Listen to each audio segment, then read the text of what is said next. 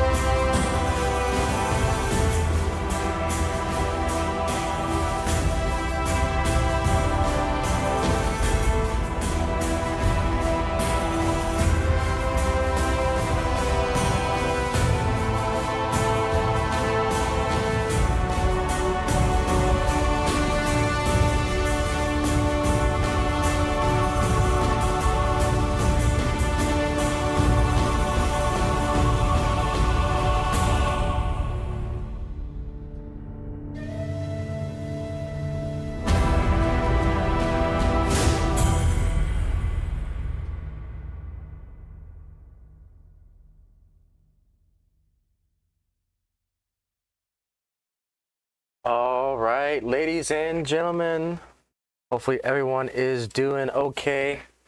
Had a great week, but let's go ahead and get things started. Welcome to the Icy Railway. I am your host, the Ice Dragon, RayronVR, and let's go ahead and welcome our family. We got Railfan K, who's got the icy cookie for today.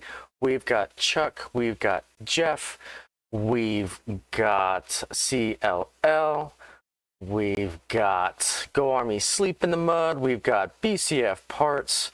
Welcome everyone to the Icy Railway. Welcome to all of the lurkers. Welcome to everyone who's going to be watching the stream on the replay. And yes, you guys have been talking a lot lately about the weather. My goodness, it's been cold in the north. It's been stormy in the Midlands with all those twisters, and definitely humid here down in the south in San Antonio. One quick disclaimer, I've been watching kind of the weather lately, and looks like we will be getting some storms here in San Antonio, and some people are saying some hail, maybe some twister action. So with that being said, if the stream cuts out at any time, you guys will know why, because we are getting storms down here in the south, because yeah, definitely been humid as well. My goodness. So hopefully everyone is having a good time here. Again, welcome. And yeah, awesome. And yeah, CL, yep, definitely if you want to check out some future, when it comes to the future of hobby, check out CLL's channel for remote control HO operations, which is awesome. Got like 3 layouts up and going, so pretty awesome. Something that I can definitely foresee us doing once the time is right. And we'll get you on, good sir. I will let you know in Discord when I'm ready to get you on for an interview, because I think what you're doing is awesome for the community there. So still some things to work behind the scenes, and we'll get you on. So, but yeah, definitely check out CLL's channel with that. So yeah, there's a lot of things to talk about. Got a lot of news that broke over the week, especially the last couple of days. Has been absolutely crazy with the 4014 tour. We've got some more announcements for models, and then yeah, we'll talk about the new Braunfels train show and the one little engine that I got. So with that, let's go ahead and go to the star of tonight. Let's go to On the Rails today. We've got the Centipede. It has been a while since we actually brought out these particular diesels. Yeah, and I'm still trying to figure out exactly how I want to format it. I tried to do something to do an interview type of format. I'm still trying to debate if I want to do like a video format, if I want to do it live streaming.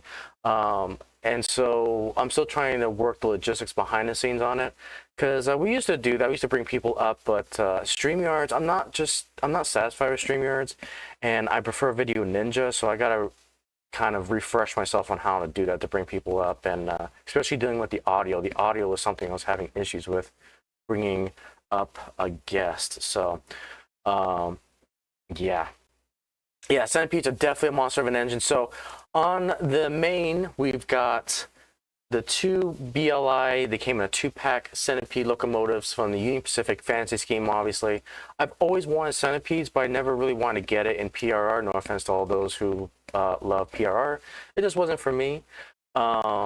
But when BLI came out with this fantasy scheme a couple years ago, I instantly got this because it was a match made in heaven. So those are going to be the particular diesels that are going to be running this show today. So let's go ahead and get it started up. We've got the green light for our engineers to go ahead and proceed with the railway here.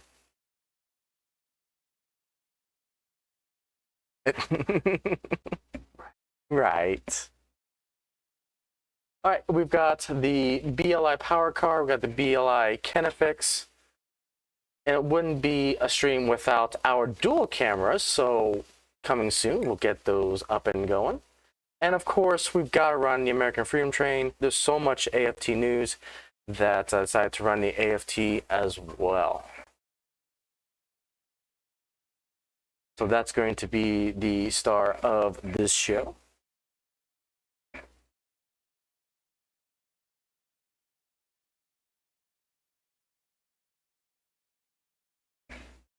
All right, so let's go ahead and BCF Parts, since you're here,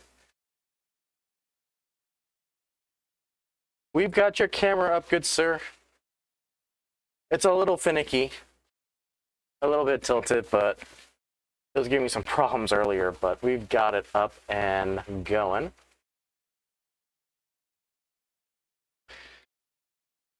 All right. Can't bring up all the cameras just yet, so we'll just leave it like this. All right, so let's see. Another friend who lives in Ohio, from Y-Town. Let's see. In Athens, Ohio.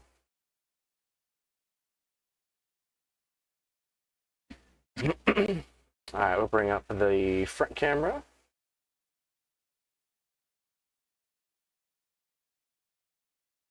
Actually, let's do this. Go ahead and do some more rail fanning.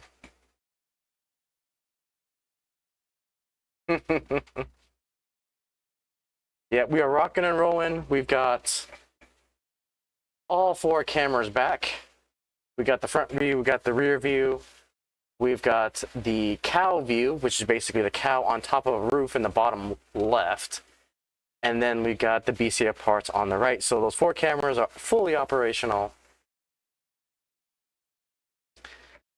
Go ahead and bring up this view. So there's the cow on the roof there.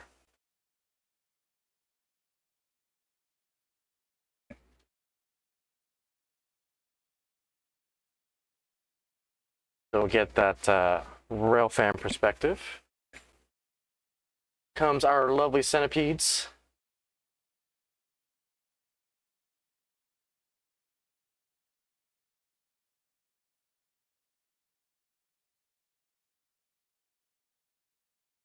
And then, of course, the American Freedom Train. Because the AFT is not going to be running this year, you know what? We're going to be running this train a lot up until January 4th. And with that being said, I am also working on my next mega project as well. So more to come on that I am excited for. All right, let's slow down just a little bit. I was going a little bit quick because I was having issues with some couplers, but I think we can actually slow it down. Like the cow view. You can thank Bree on that one. She put the cow on the little roof there, and it's like I put the camera there. It's like, you know what? We can have a little cow view.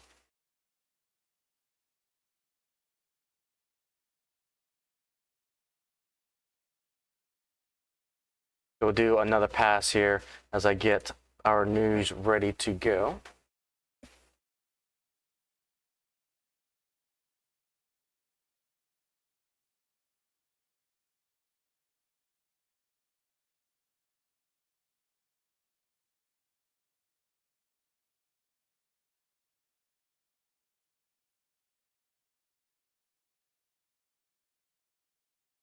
All right, again, there's those wonderful centipedes.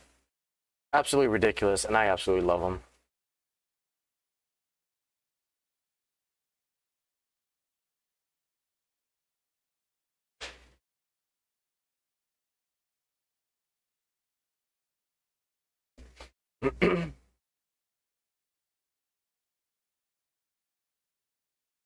So the cow on the roof reminds me of those videos when farmers discovered the cows on that barn. Yeah. See, Jeff got the BLI SP. Yep.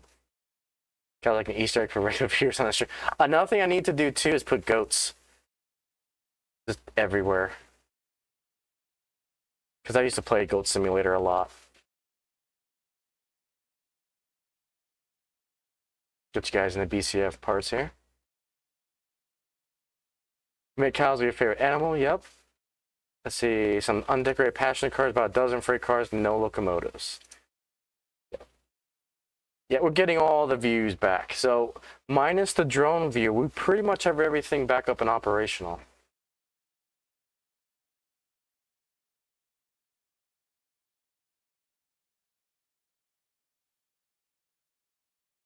All right, guys, let's go ahead and go to the news. Or do we want to do train show stuff first? What do you guys want to do? You want to talk about the news, or should we go into New Braunfels? Because we can do either. Actually, I think it'll probably be better if we do New Braunfels first, and then we'll go into the news. Wyatt, go see me there as well. Yeah. And looks like we are being raided by Humanity City Junction. Thank you so much, good sir. Hopefully you had a great stream. Sorry I couldn't catch it.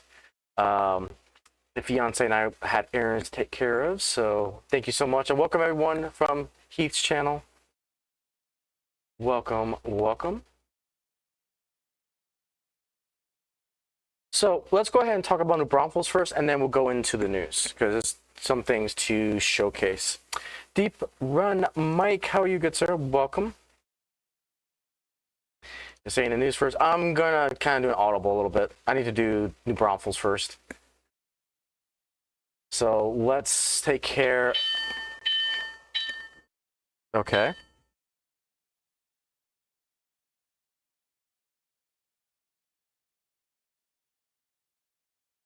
Gremlins are activating my sounds apparently. All right. So we had the New Braunfels train show here in Texas. It's about a 20-minute drive from where I live. And it was quite an interesting train show. So I put a couple videos out. We had some great layouts, I would say. There was a very big Fremo, not necessarily a Fremo. It was an NMRA layout in HO scale, private layout, and quite massive. I got the video out. And then we had the Austin N-Track club come out, and that's the one that you see, the big city. I did a couple of videos on that. And then there was a lot of vendors. Or there was vendors, but it wasn't really as good as the previous years. Those of you guys who went to New Braunfels can also probably testify to this. The HO selection at New Braunfels wasn't great. There was still a decent amount of selection, but if you went to New Braunfels a couple years ago, there was so many people having great like estate sales, and I think once those estate sales finished, you can see kind of what's left over in the vendors department, especially secondhand products. And it was actually quite disappointing considering that the New Braunfels train show typically happens twice a year, April and October. And yeah, Jeff, exactly to the point that I'm getting at, really Spring Creek really carried this show, which is interesting because in the past they were just, you know, one of the best, and there's other good vendors there. And so basically New Braunfels has 3 distinct areas. They have like a side hall, they have the 2 main halls, and then why are you turning it on? This one.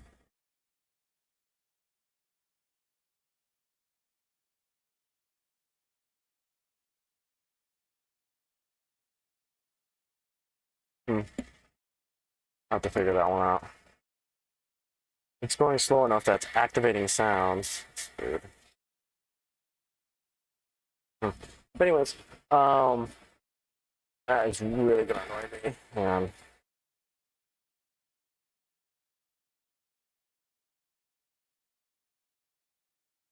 now it's not wanting to turn off. Let's see. Did I miss your stream from the show? I didn't. No, we're actually talking about it right now. There was a pre-good call weighing in, people were in line earlier. So yeah, that's the other thing that I wanted to mention is that I went on a Sunday, and Sunday morning there was just like almost a ghost town. So I don't know if vendors packed up and left, but I have my doubts concerning that where the vendors used to be, there was layouts. So we had the T-Track was there on the upper stage. We had the 3-Rail Society there. We had a Lego group that was there.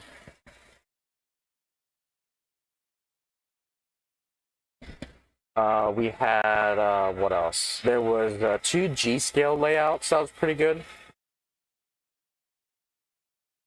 Randall, how are you, good sir? Welcome, welcome. Hopefully everything is good with you. Was talking about the new Braunfels train show. And yeah, a lot of the vendors, really a lot of O-gauge vendors this year at the new Braunfels train show. There wasn't really much in the way of like secondhand estate selling vendors there. But there was one vendor that I did buy something from, and that's what I'm excited to showcase today. So, not necessarily a haul, but I've been wanting this engine for a while. And really, this vendor had a lot of three-rail merchandise. And so, I finally got the three-rail I've been wanting for a very long time now.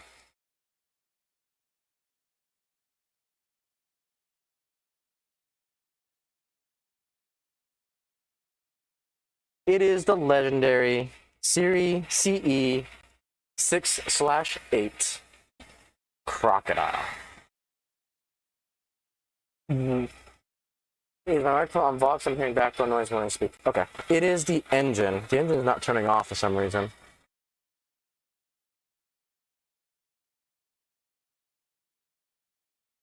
going to start pressing buttons here.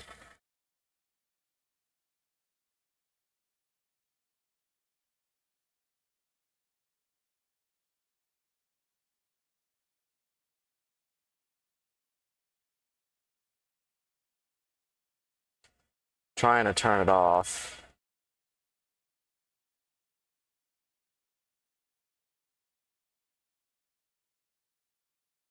All right.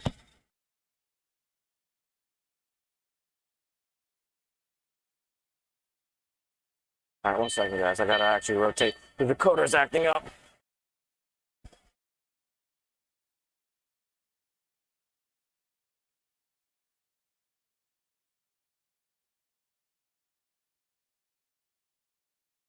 Okay, let's try that. There we go.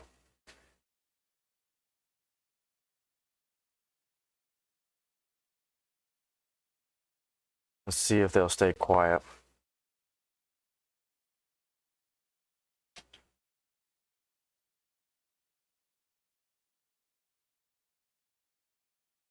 Okay.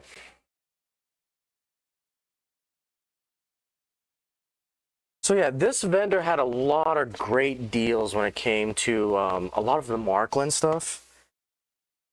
And I saw the price for this, and I needed to get it. Like, this was a must. This was a great price. I'm getting into three-rail.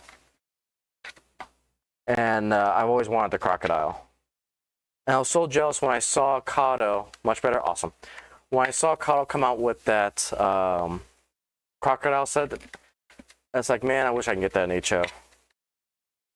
And here we are. So this was the only thing that I bought from the train show. Everything else is just I really didn't need, per se. I had that itch to get into three-rail, and the fact that this was available was just what I wanted to do. So yeah, this is a three-rail, so this won't run on this layout because this is AC. And as you guys can see, we've got that pickup shoe right there. And so the branch line that I'm building downstairs with Camp Pico being built, that center rail actually is three-rail. So the thing about this Crocodile is that it is actually analog. So when you do three-rail, it's either analog or digital. And so when I open this up, we'll go ahead and go to my scheduled post on the channel. It actually had a relay in it, meaning that it was AC. So this is actually a pretty old model, but it is very clever in the insides of it. And so I'll show you guys, I have some pictures on a post that I just released to showcase this. So we'll take a quick field trip here. And so here's the announcement. Basically, there's some pictures that I did. And here's some of the insides to this. So what's interesting is that you've got this little switch on the side here. And what this allows you to do is pick up the third rail power or the other power rail. And so what's cool about this is that you can actually flip a switch that's on the side here, and you can actually pick up the third rail from the pantographs. So you can either pick up from the shoe or the ski or whatever you want to call it, or you can pick up on the pantographs themselves. They basically spring up like that.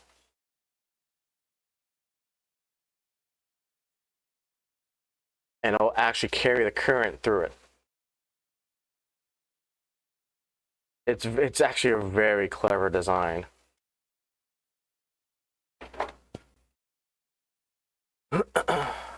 So that's that little switch.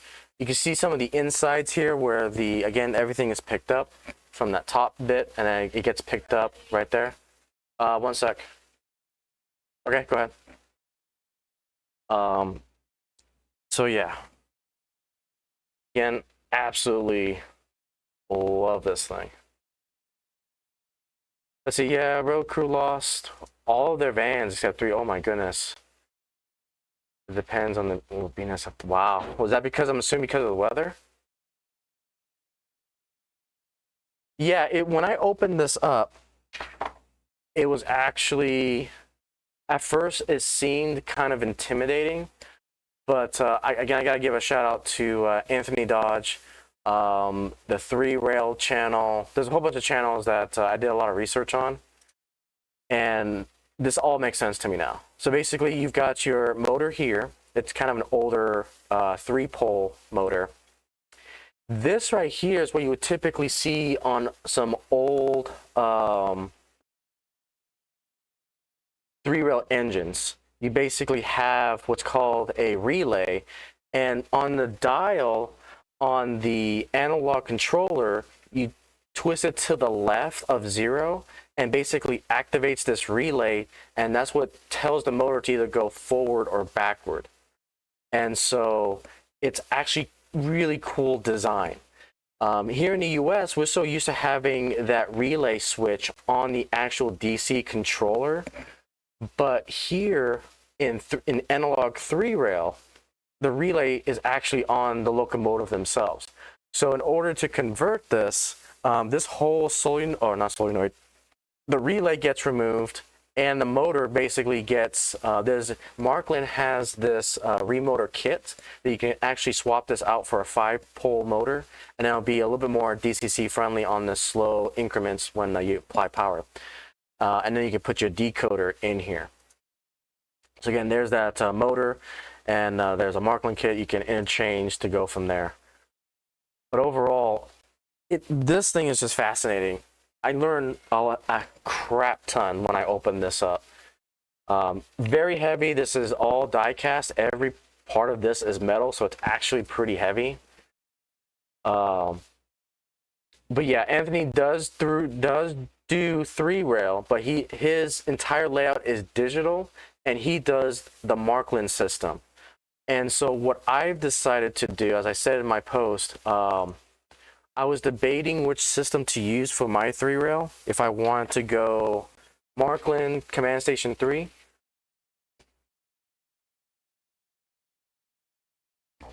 Okay, what's going on now? Hang on. Centipede is having issues already. All right, let's see here. All right. Oh, I see what happened. My Katy coupler needs to be bent forward because it grabbed the rail on the bottom. So I gotta do some quick maintenance.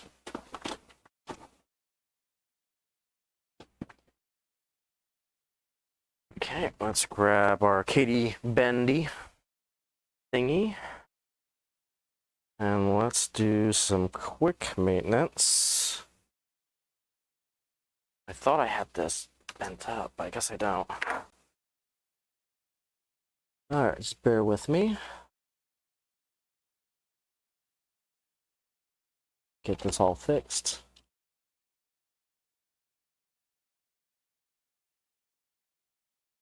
All right.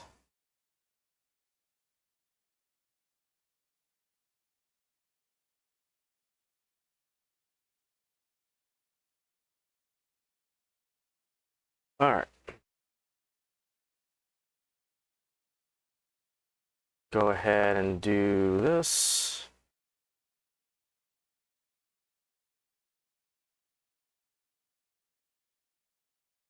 Okay. So as I was saying, yeah, Anthony Dodge does digital 3-rail. This is analog 3-rail. So I do have a analog Markland controller coming in. I'll probably be here on Monday, so I can start testing this bad boy out on the branch line that has the K-track Markland.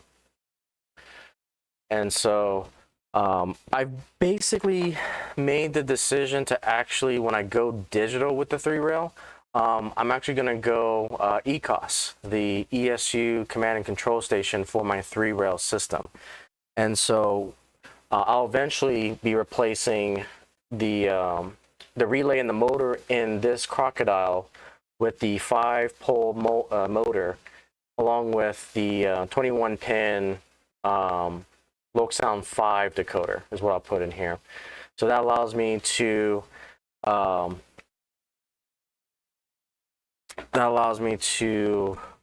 make it digital.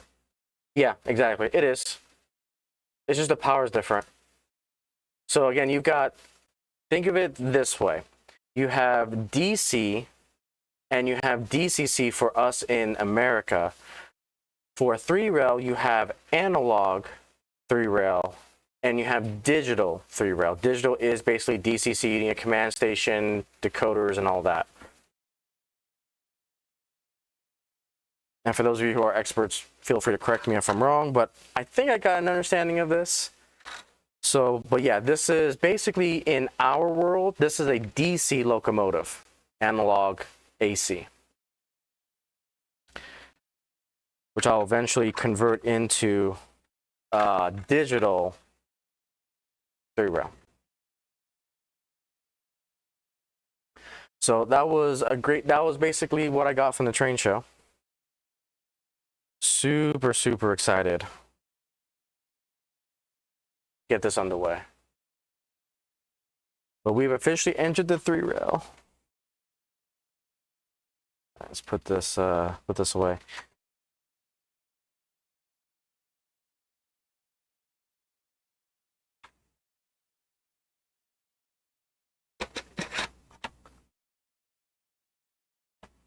Euro sounds interesting. You think you stick with 2-rail though? My head will explode if you try to include in the system. So yeah, when I opened this Crocodile up, my head did explode because like I saw the relay, I saw all the wiring, and it's like, because I was trying to figure out if this was actually DCC or not, or digital 3-rail. And it's like I was looking at the relay, I was looking at the little motherboard that came with it for the lights and everything, and it's like there's no way this is digital. And so after a lot of research, again, thanks to Anthony Dodge and a few other German YouTubers, let me see if I can actually find, let me see if I can find some honorable mentions here.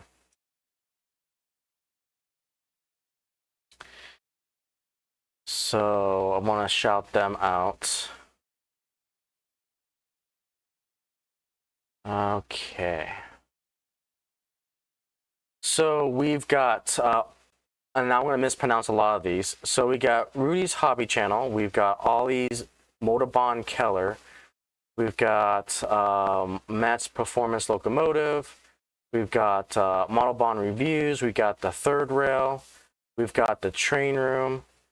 And then Robert Frohlenfeld. So those were all the YouTube channels that I did a lot of research on to figure out exactly what I have. And obviously Anthony Dodge, the Markland Outsider. So I'm pretty much kind of spun up on all 3-rail stuff and what I want to do. But yeah, really stoked.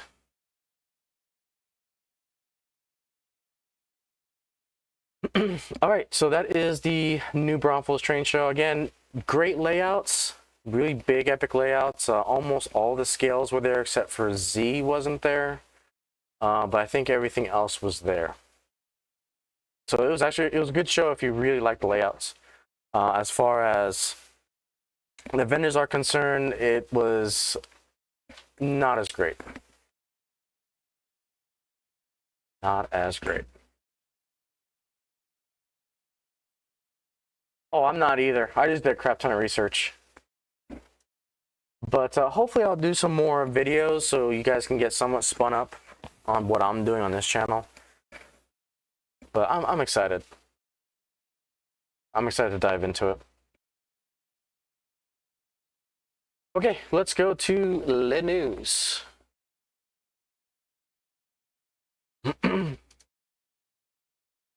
All right, so we got this new Frankenstein hybrid locomotive. This is the CN 7100 at the Memphis Harrison Yard.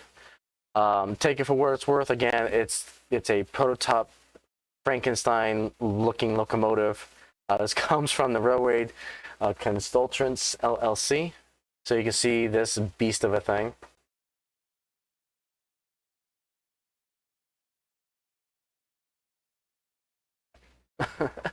I love it. It's just so different. Hybrid locomotives. So we get the hybrid locomotives. We got the autonomous trucks that'll make diesels obsolete anyways. It's going to be interesting times. Very interesting times.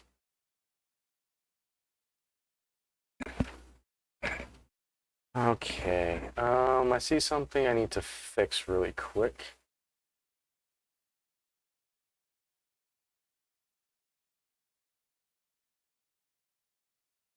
It's still going there. Okay, that's fine. Oh, that's right, I see. 1 second, guys. I need to fix something. Oops, and this, and this. This. There we go. That's better.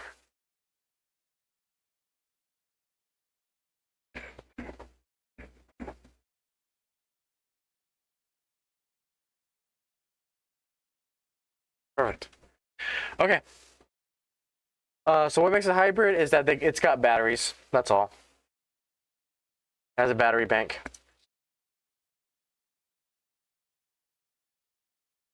So the high center portion is filled with batteries. So think of it as like a hybrid Prius in a car. The world is changing fast in every domain, it seems. Oh yeah, absolutely. Absolutely.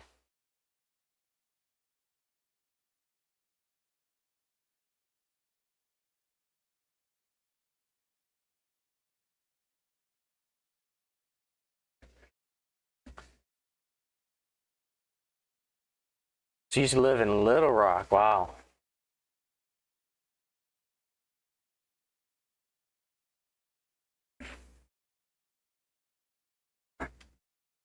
Okay, so our friends in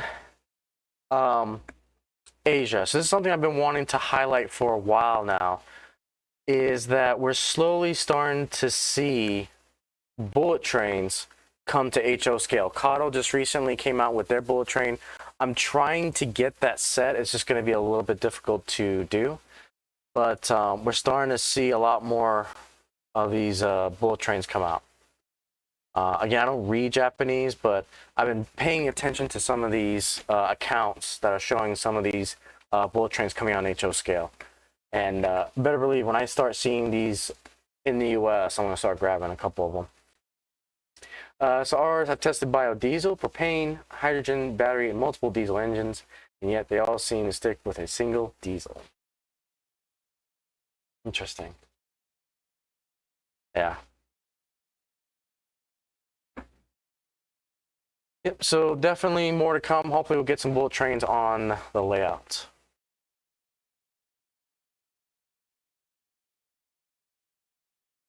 Okay, Broadway Limited, goodness gracious, they tore the diesel market up. So they just announced a recent SD70 ACE die-cast lineup. They went with their first initial run with a couple, and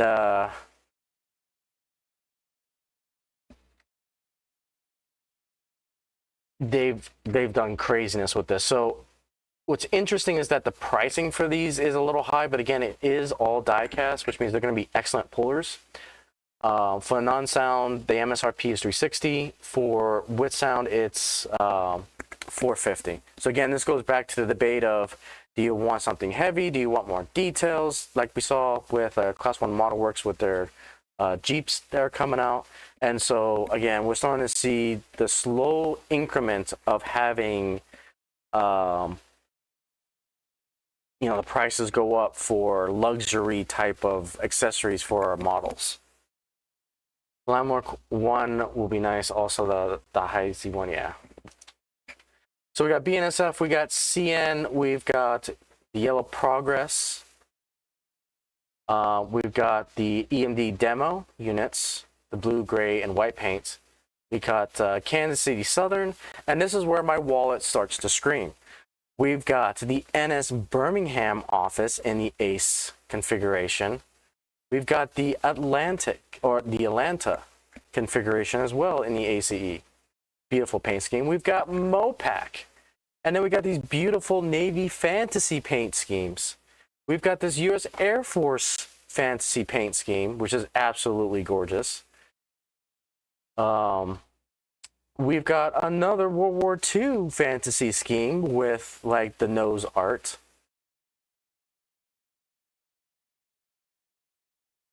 We've got the beautiful Hiawatha fantasy paint scheme. This is the one that I'm really eyeballing because I've got some Milwaukee Passion cars. And this paint scheme is absolutely gorgeous. And then the one that I absolutely need to get is they came out with a Santa Express diesel.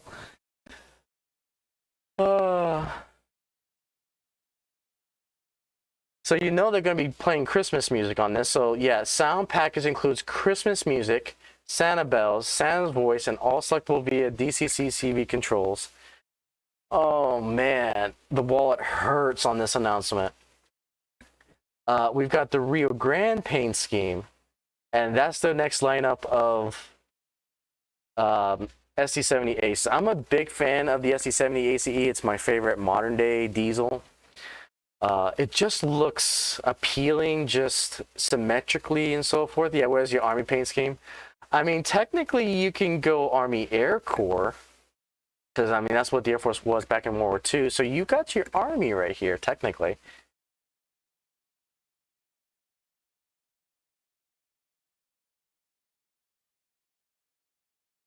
Yeah. But overall, just what a lineup. What a lineup of locomotives. If they come out with the Chicago Northwestern, I'm probably going to grab that one too, because unfortunately, one thing I forgot to mention is that my MTH Chicago Northwestern bit the dust when I was on the Samurai layout. When I try to put that diesel on the layout, it shorts. So either my decoder went bad, my motor went bad, or I have a loose wire that's causing some shorts. But yeah, my Heritage unit, C&W, bit the dust. So I've got to open it up, which I'm not looking forward to.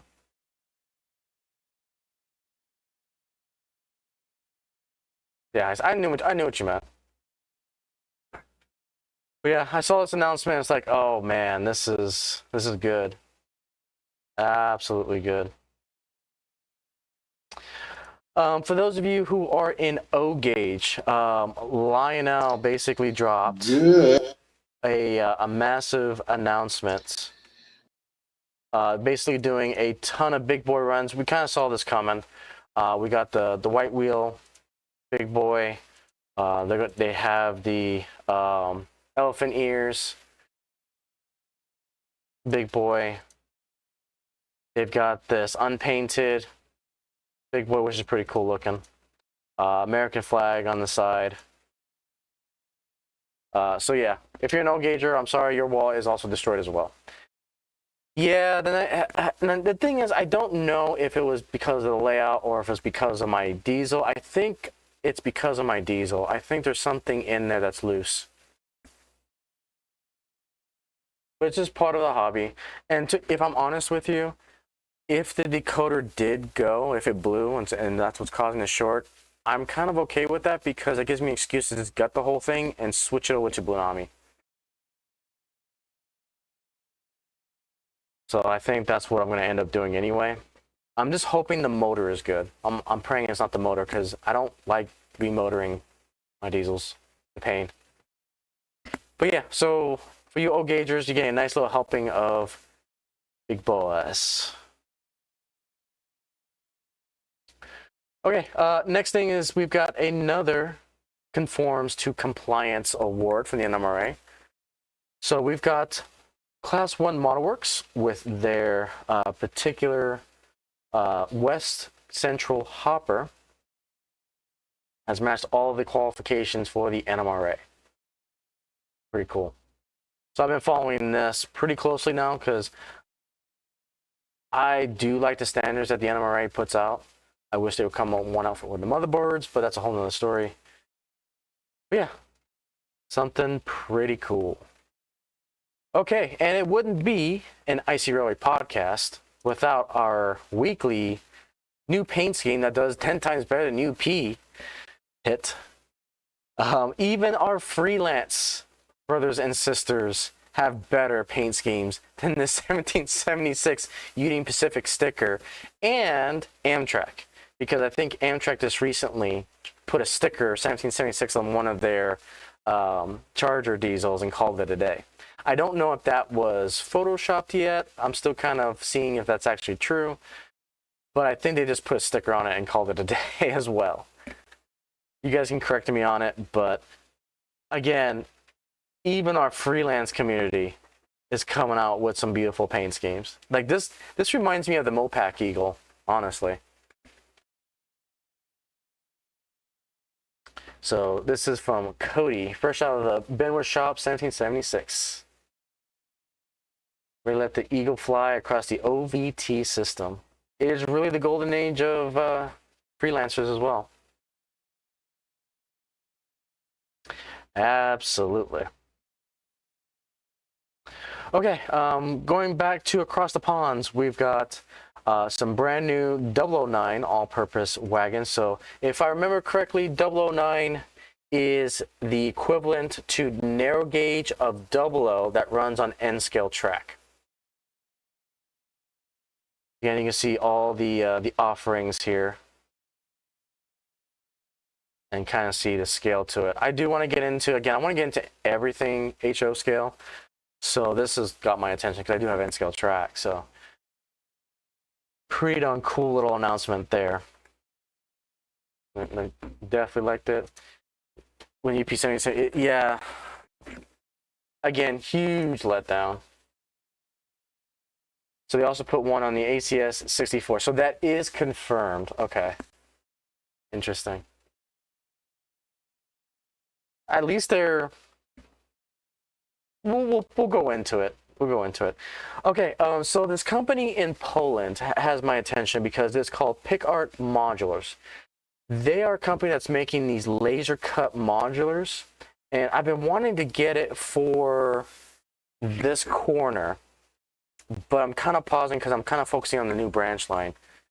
Watching a channel can get expensive? Yeah. Guilty as charged. Guilty as charged.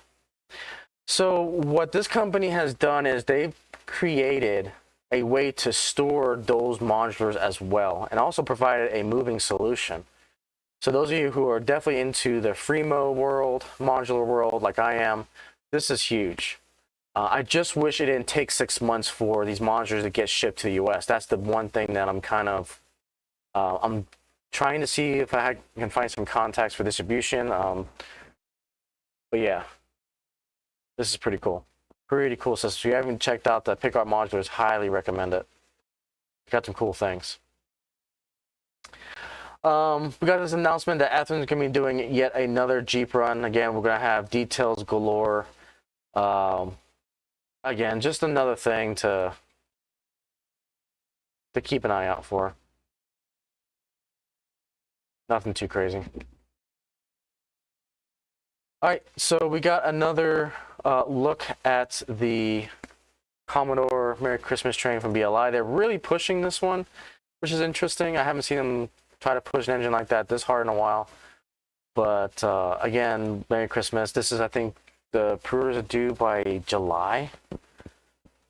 So definitely one that I'm going to grab for the channel. Hopefully we get this in December.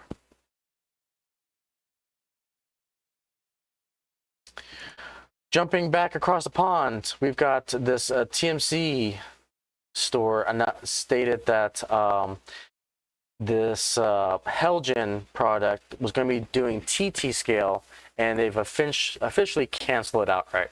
So again, if you're following like the TT world, TT is kind of a format that's been blowing up in Europe, apparently, especially when it comes to the European module, especially the UK audience. A lot of people are kind of excited for TT scale because that scale is in between both N scale and HO. But again, it's kind of a up and coming scale that's going through its growing pains. I don't see this scale gaining any popularity in the US. I think the HO and N scale worlds are just too dominant for TT to have a market share within our side of the hemisphere. But again, something to consider if you want to do European modeling.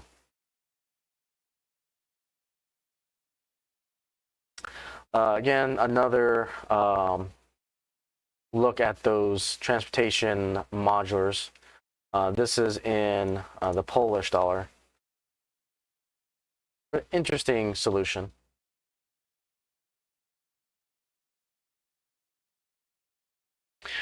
Okay, I thought this was pretty interesting. So this comes from On the Train Facebook page. Basically, 3D printed this control system, and oh, so TT was started in the US. Interesting. I didn't know that. Again, I still don't see it gaining in popularity.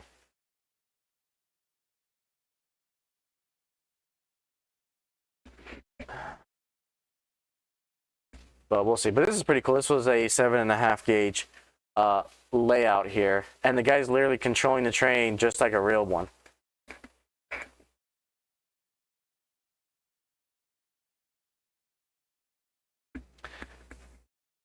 Yeah, it just never took off. Yeah, I just don't see it. It's too much of an investment here in the US for manufacturers to do. Okay, I need to go AFK really quick, guys. And I will be right back.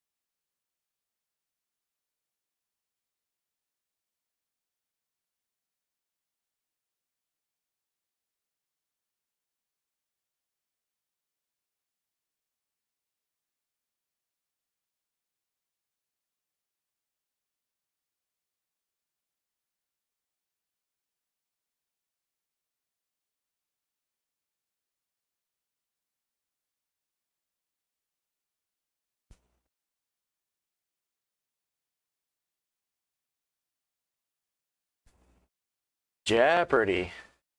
Do, do, do, do, do, do, do, do. Yeah, that 3D control stand is cool. Absolutely. It just shows you the capabilities of 3D printing.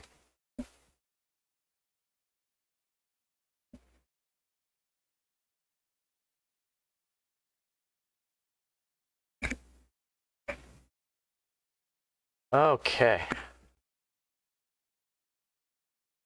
Let's get back to the news. All right, let me see. What was this? Oop. Oh yes, this was pretty cool.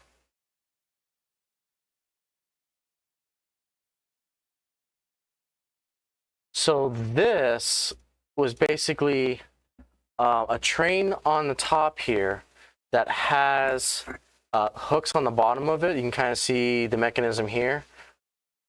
And that is basically allowing the aircraft to simulate it flying over the layout. I thought this was absolutely brilliant. Definitely something I'm going to steal. This comes from Wade from HO Scale Model Trains Facebook group. And I just love these hanging clouds too. It's just everything about this is awesome. Just great idea in general. Looks like it's HO Scale that's doing it, but again, the creativity and animation, definitely worthwhile.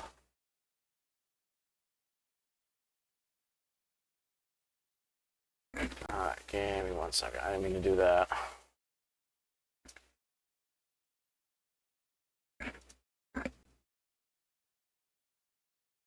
Oh, and we actually have... Oh, Rapido just dropped something too. I need to save this. Hang on. Okay, that literally just dropped 43 minutes ago. Okay. Wow, that looks good too. Ooh, okay. We'll get to that here in a second.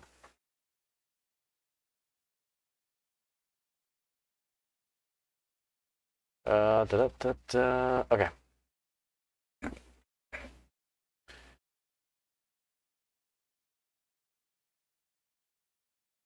I'm gonna skip that one. Okay, this comes from Syllabus. Yeah, we'll get to the breaking news here in a second. So they had their event. I think it was a train show they had here recently. And we're starting to see some updates from all of the donated hospital training from Union Pacific. Here's some of those coaches. Here's the 5511. Here is the Challengers 3985's trucks there. And you can see kind of all these awesome little train shows they had. Modular, roundhouse, and some other things. So this comes from Corn Country Rails. All the diesels that they've been up to. Yeah. You'll see in a second. It's a pretty cool little update there.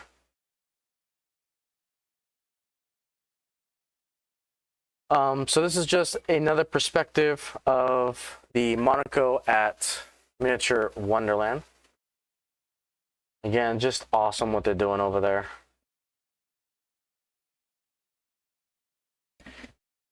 Yeah, this, especially this year with all these announcements, golden. Okay, so I would highly recommend following smoke orders. Got a lot of good insights to the big boy. So the big boy, there's a lot of news that came out with it with the last couple days. Currently made it to Cheyenne. The crew's getting a couple weeks rest. The engine's being serviced. And then the Eastern tour just got announced. And we'll go to that here in a second. But it's going to be absolutely crazy. So again, highly recommend following smoke orders. So let's go ahead and jump into that news real quick. So we officially have the tour of the eastern leg of the big boy. And it's going to go through all these towns. They're going to have some spots. It will officially be going to the Horseshoe Curve. Make sure you grab your tickets, however, because it's going to be a ticketed event. And you know, just like any other hobby, is going to be scalpers. So again, be vigilant on the tickets that you're getting. Make sure they come from the Horseshoe Curve National Park proper. They're going to go fast because apparently it's going to do a stop there for like 10-15 minutes. Let's go ahead and bring up the actual website here.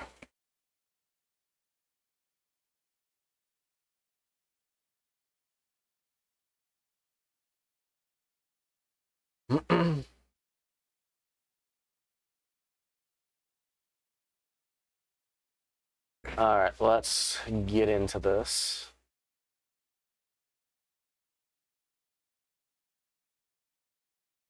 Okay, so the 8 major public display events. We got Omaha, we got West Chicago, we got Buffalo, we got Scranton, Pennsylvania, Philadelphia, Pennsylvania, Altoona, we've got Foresta, and we've got St. Louis. So they're saying that 1616 is going to be with them, along with 1776. But there's some interesting things also about this. We've got on the Eastern Leg trip, Big Boy will be accompanied by Norfolk Southern commemorative locomotives, as well as an historic passenger car from the Norfolk Southern Heritage Fleet. The Coast to Coast tour highlights the histories of the Union Pacific in the West and Norfolk Southern and its predecessors in the East, reflecting the shared legacy of American railroading, serving as the backbone of the country's economic growth.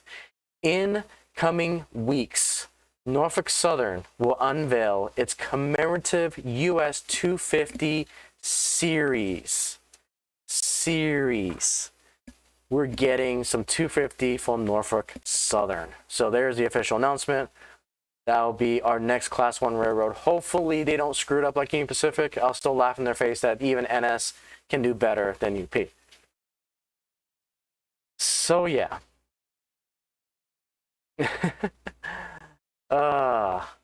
In addition to the public displays, rail fans can see the historic machine in action at whistle stops, generally between 15 and 30 minutes long. The time and location for each stops and instructions, ticket events can be found here.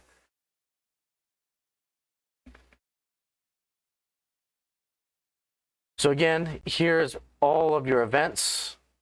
So Nebraska, again, take note. We've got Iowa, take note. We've got Illinois. We've got Indiana. We've got Ohio. We've got New York. We've got Pennsylvania.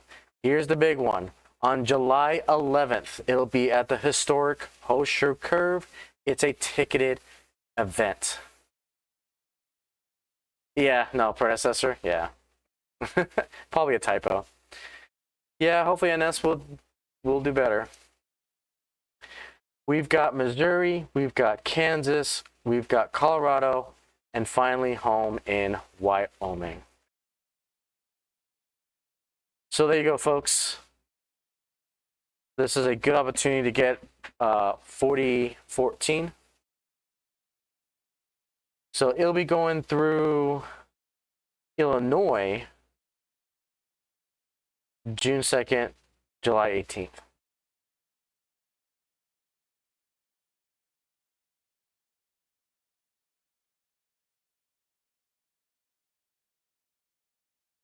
So there you go. And then West Chicago, it'll be a public display June 3rd. So you can kind of see the route that's gonna go through. Now the time to go see it, because I got a feeling after this tour, it'll probably be down for a while. It would not surprise me if after this tour they'll do their 3 or 5 year inspection they got to do, which means repiping and everything. I think we'll see the big boy down and probably see 844 up. So I suspect this will be the last tour we see from 4014 for a while. Also, one cool and epic thing is that when it comes into Steamtown, it'll be side by side with 4012. Something that hasn't happened in decades, having two big boys next to each other. So that is something else to consider. This will be a big event. All right, Deep Run Mike, take it easy. See you next week. Yeah, there's a good chunk of news to get through. So, yeah, a lot of cool things.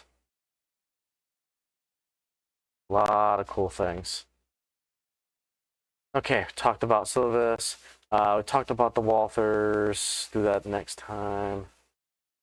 Okay, so another 250 locomotive that looks so much better than the 1776.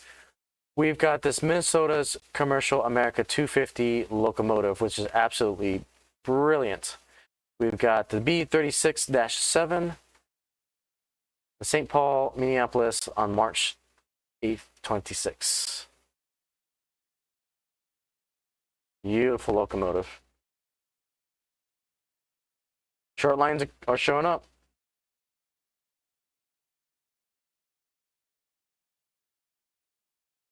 Okay, so something that we don't typically talk about on the channel is L gauge. It's kind of an unofficial gauge, but they're slowly kind of organizing into a proper gauge with modulars and modular standards and so forth. We're starting to see automation happen in L gauge. They got remote control switches. They've got the servos that can adjust the color of the actual signals. And so L gauge and Legos, they're really up and coming. Typically when you go to a train show, Legos is becoming a standard. So again, up and coming, which is pretty cool. All right, this news came from left field. So last week we kind of talked about, my hot take of the railroads probably needing to be nationalized, especially when it comes to the rails. There's an interesting bill that's happening. So there's a particular bill that's currently going through the process in Congress that require the FRA oversight of rail dispatching software. Why are you turning on? Chill.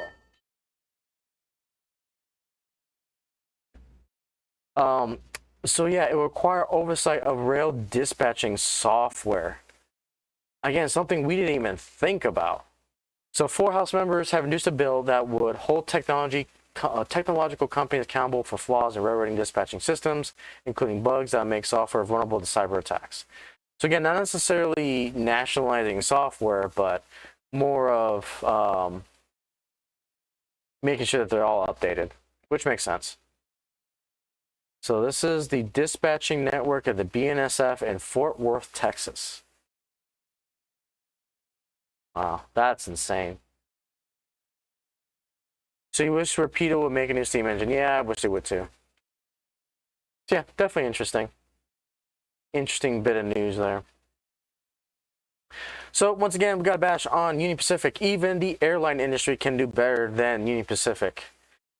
So this is Southwest. They basically created this Independence 1 paint scheme. Absolutely beautiful. Looks like NASA, yeah. When it comes to the dispatching for BNSF, absolutely crazy. So again, I just wanted to throw more rocks at Union Pacific. That even the airline industry can do better. We'll skip that, skip that, skip that. We talked about that.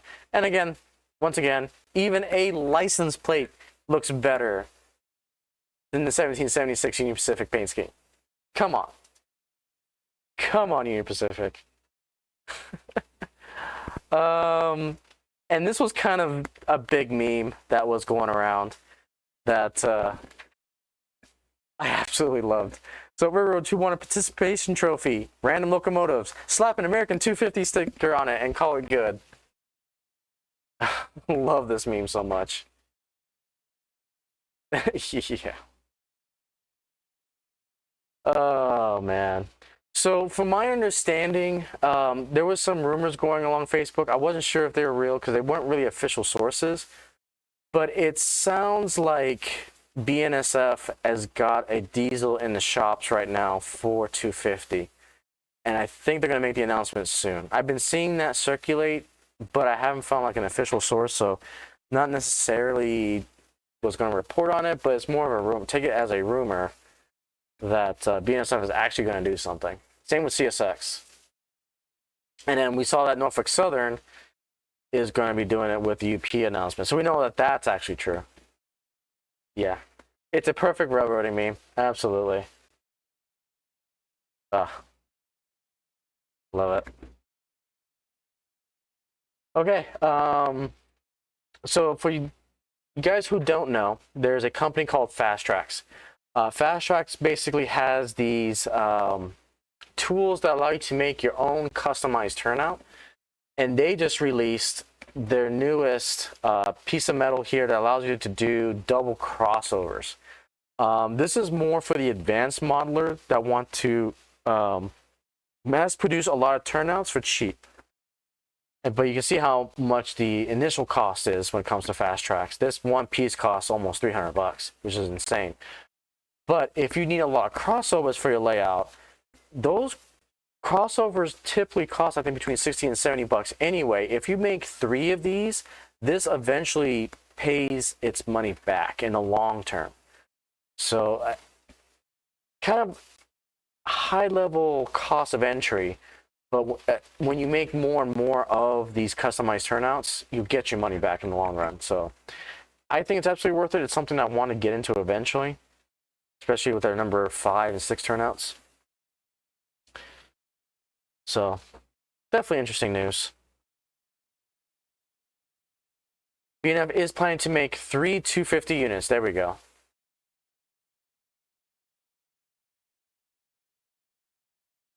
And well, from what I saw circulating on Facebook, it looked pretty legit, but I'm still holding off. Again, I'm hoping, I'm crossing fingers, but we'll see. Yeah, same here. I kind of believe when I see it. Okay, so we got some news from the Fort Wayne Railroad. We've got locomotive number 3001 is now functioning on the air brake system. So again, baby steps, but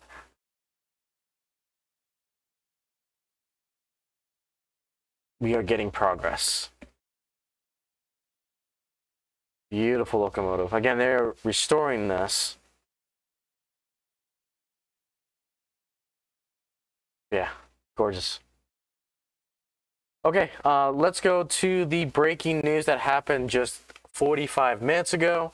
Rapido is excited to announce the ultimate HO scale SD70 Max and proper freelance schemes in partnership with home shops. Hello, 3 Spike Railroad. Hopefully you're doing well. Welcome. So my wallet is not safe whatsoever because that V&O Mac is absolutely gorgeous. And we got the Texas and Great Northern.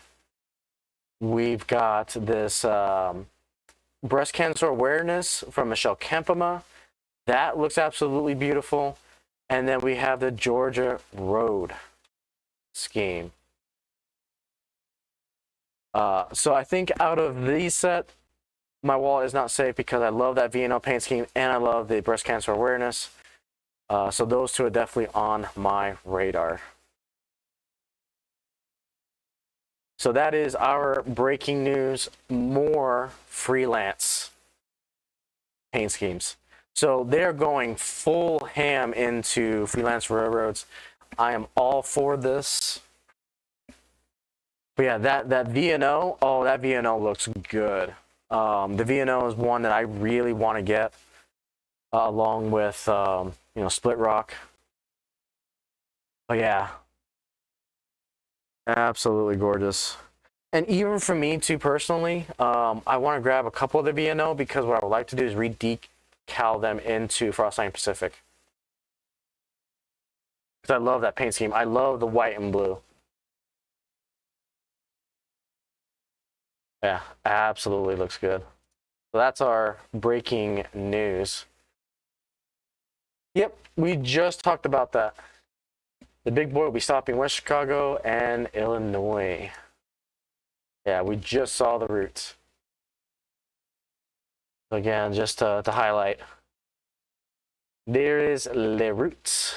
Do you like the green and pink ones? My wallet says no, yeah. My wallet is fried. Absolutely fried. All right, and I think we are officially caught up with the news. Get you guys back on all the cameras here.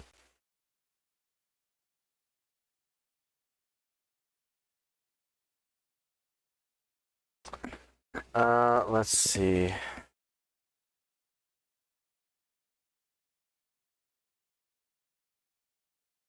Any news on N scale? So I primarily focus on HO. I haven't seen anything N scale that really caught my eye. A lot of it has been HO.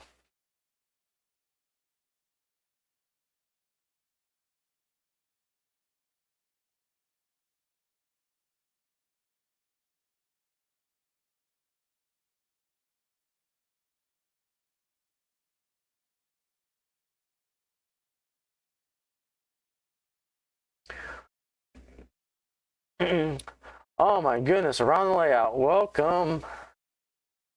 Welcome. Ray or not, how is it Ray, I assume?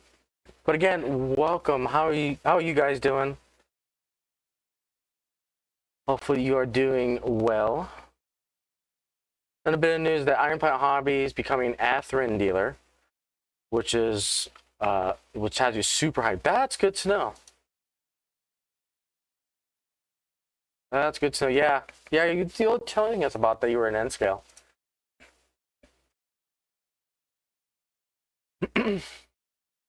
Yeah, I'm really excited about this.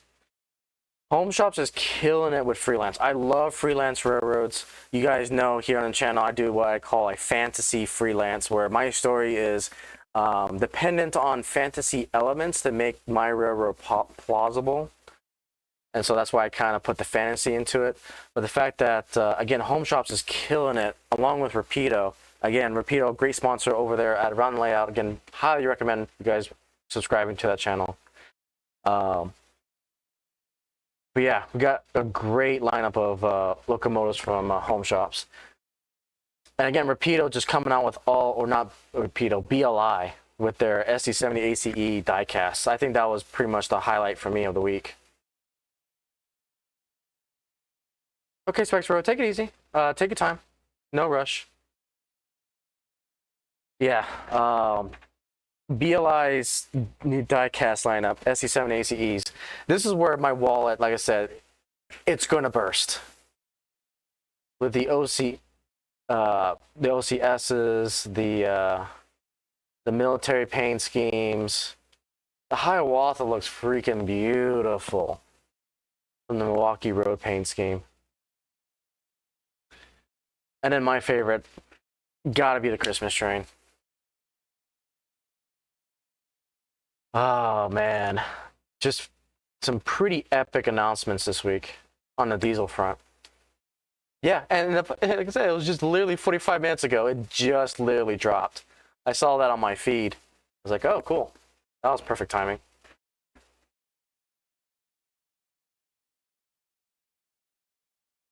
And the fact that Michelle Keppelman got a breast cancer awareness pink train, that's top notch there.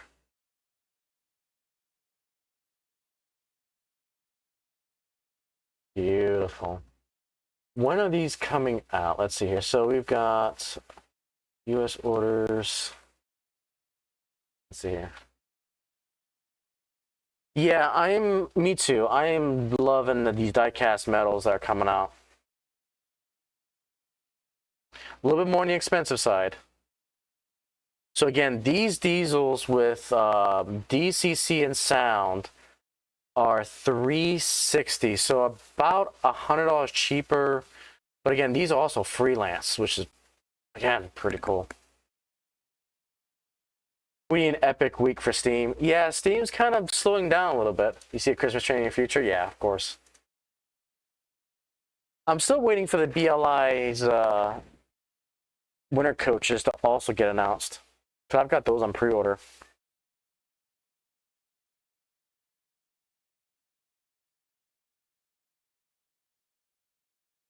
And the DCC, right? So what I may do, I gotta keep reminding myself that I need to go with the DCC ready diesels, because the diesels, in my opinion, have pretty much same sounds. I know it's a hot take from the rivet counters, but me personally, I need to go with DCC ready, because these are technically, even though it says DCC silent, they still have the 21 pins ready in there to convert. And so I actually want to get them DCC ready so I can put Blunamis in there. Split Rock, how are you, good sir? Hopefully you are doing well. Just dropping in and say hi. Okay. Appreciate that. We're just kind of, we got so much eye candy that happened. Home Shots just announced their freelance diesels. So here's that Michelle Kempema, the Texas and Great Northern pink and white scheme. Yes, the the Bull Moose is officially out. I believe some of my dealers that I saw had it in stock.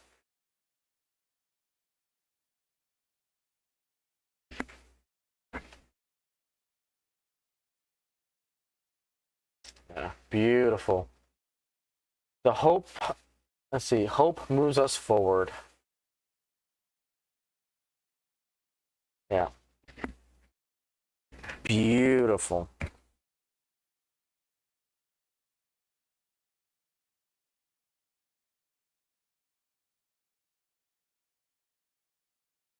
So when I bought my EMD locomotives from Rapido that said DC silent, when I cracked them open, they actually had a 21 pin ready to go.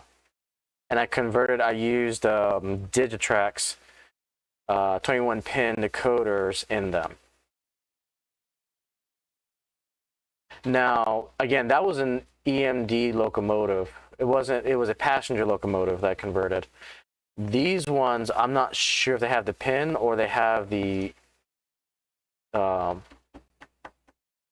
harness to convert. But either way, even if this doesn't have the pin ready, if it's not DC ready, I'll still convert it. Because really, I'll just need a decoder buddy board, and I'll still slap a Blunami in there. So, especially since we got so many diesels coming out, I'd rather do it that way.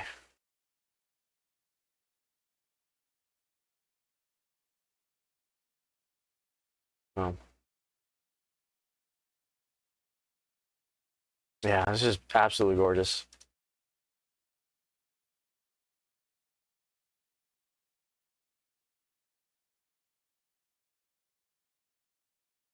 And another thing to think about too, for full functionality for the lights, the motherboard has to be replaced anyway.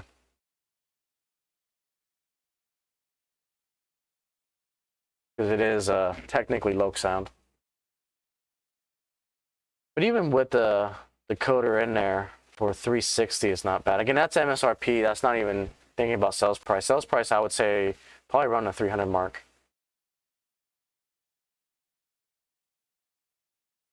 But again, I think these are also exclusives to Rapido and Home Shop, so that's actually probably going to be the sales price. Now that I think about it. So much eye candy.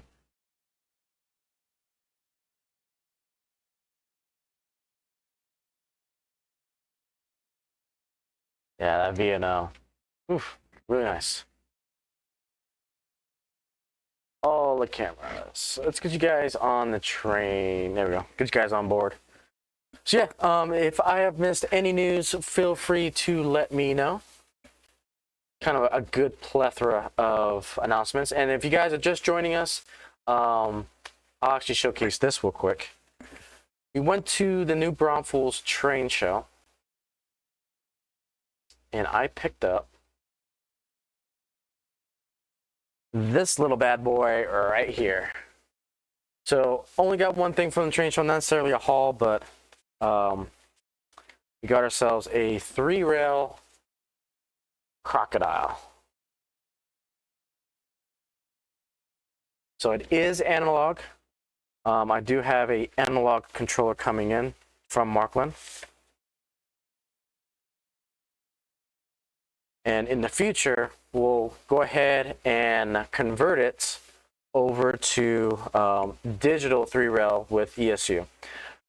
I decided to use the ECOS as my 3-rail DCC controller. I think there's just a lot of potential to go into the ECOS. Travis Adventure, welcome. How are you? Welcome to the channel. Yeah, this is one of those bucket list diesels that I've always wanted. Or electric locomotives. Go ahead and take it out here real quick. We shall showcase this. So yeah, I do have a...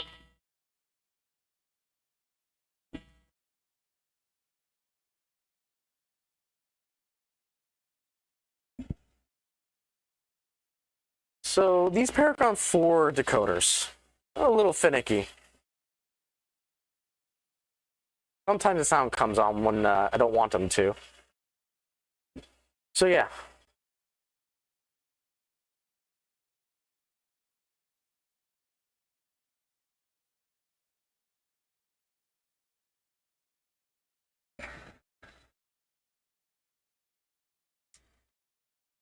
So there is the issue.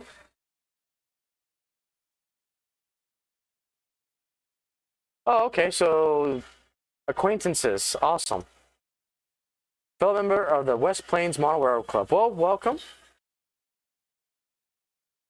Thank you for joining us.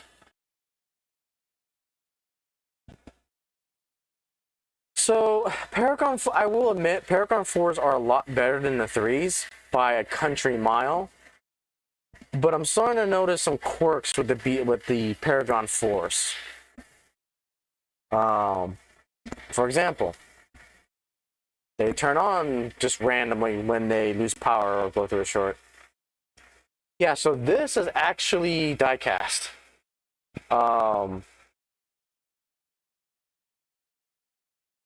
I look forward to putting the new motor in here and putting some decoder in here. They're paying to work on? Yeah.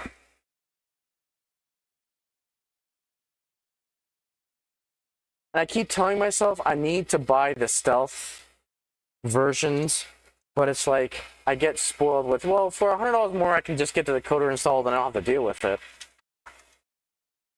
And it's like BLI, Bluetooth decoders are still expensive. Like they're premium decoders.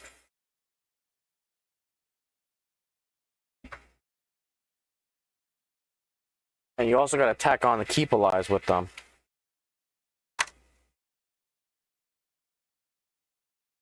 And so it's like, I go back and forth with if they're good or not. So you have one, it's a 1988 Crocodile. So funny you should mention that. I think this Crocodile came from his late 80s, early 90s. And the reason why I say that is because when I look at the instructions, bought in West Germany when I was there. Yeah, so the box, when you look, actually, I think it's underneath the locomotive.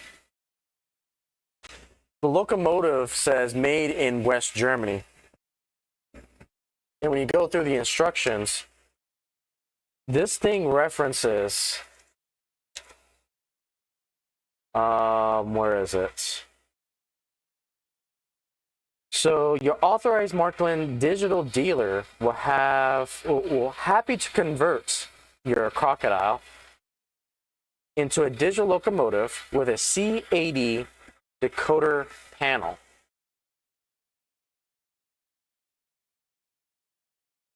So that decoder was the very first decoder that came out in the 80s, early 90s.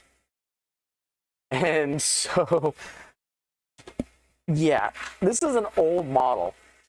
Just, it runs great, awesome. Yeah, so I'm planning to get a analog Markland controller. That'll be in on Monday. Don't do what? Convert it? Or analog? Oh, if I convert it, so...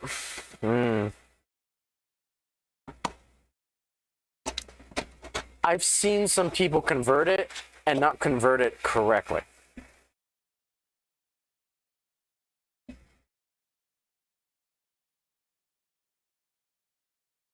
because I am aware you have a whole set. Nice.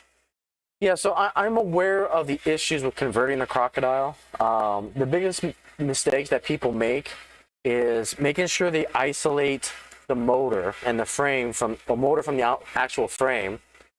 Let it be. Yeah. Lots of 3-wheel stuff on trains. Don't know if the prices are good or not. So I don't know either per se. Like the crocodile that I got here was a really fair price for the analog version. It's not worth it. Fair enough.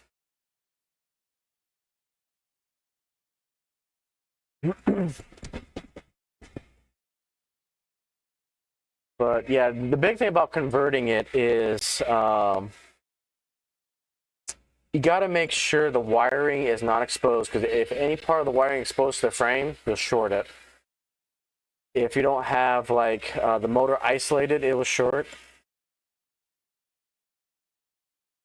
And there's some other things too, but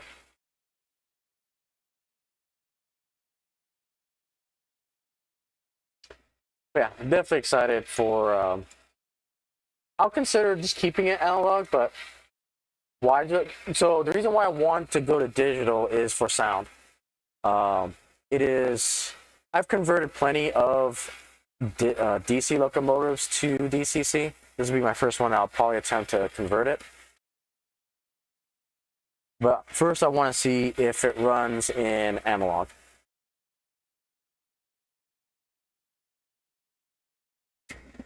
So the purpose is for what I want to get out of my DCC system. And so what I want to do is just like anything else why I convert a DC to DCC. It's more of the layout, command and control for the sounds, for just for everything. So I'm that type of person that I do want to go digital. Yeah, as a matter of fact, Anthony Dodge's videos is what kind of convinced me, like, yeah, I can do this, and some other videos that I've watched as well. Yeah, there was plenty of other YouTubers that I watched. So I'm excited. We'll run it both analog, and then whenever I do make the conversion to digital, I'll showcase that as well.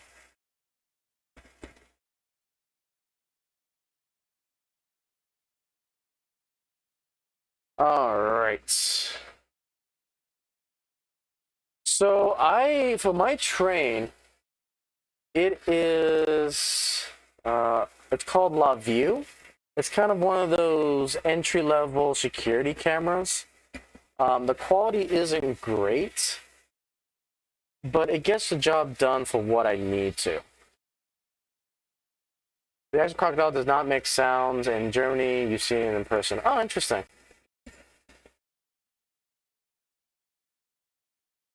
Interesting. So they probably put some other random, it's basically a trolley car. Okay, makes sense. I mean, yeah, it's an electric locomotive.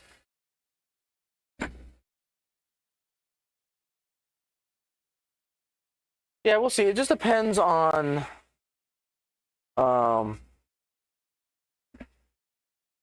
because for the 3-rail layout,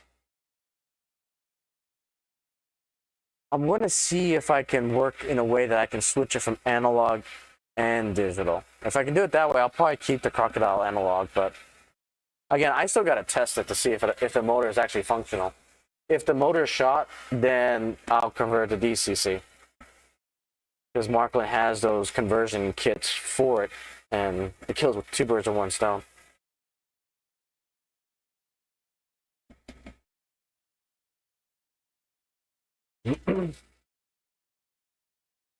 All right, let's do the rear camera.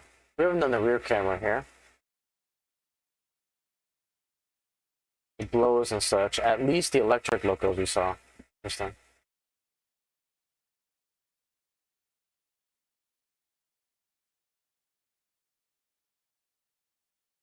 All right, and if you guys are new to the channel, we are currently running our American Freedom Train being run by the BLI Centipedes. This is a fancy Union Pacific paint scheme. So it'll get you to the cow view here.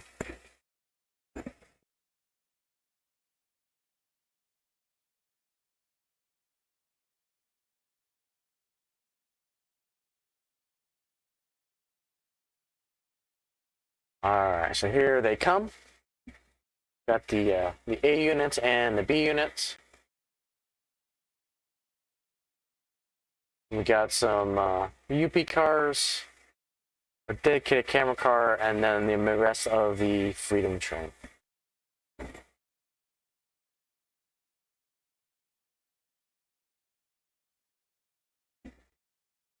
So you've been looking into cameras for trains, and so far you found one that is over your budget. So the cameras is basically as expensive or as cheap as you want to make it. I'm not technical when it comes to like the really small spy cameras that you can really get into the car itself. I just use over-the-counter products.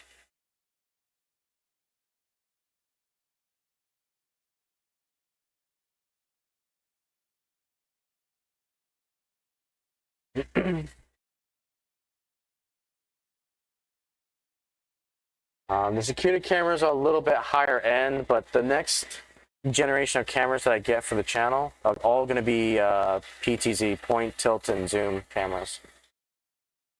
Like, it's going to be a real big upgrade we're going to do. Especially with the ones that have AI in it that allows you to actually track objects moving. That'll solve a ton of problems for me.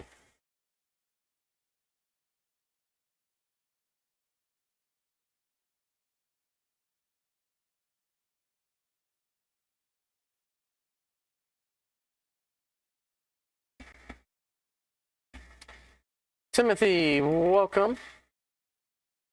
Welcome to the channel.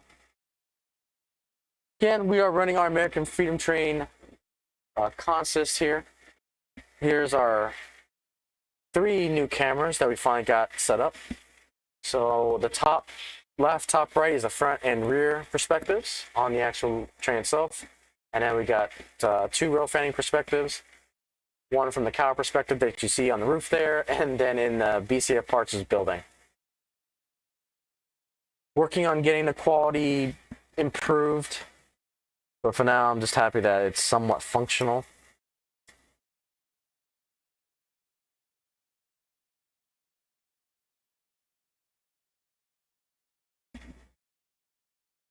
Let's see if there's any other news here that I may have missed.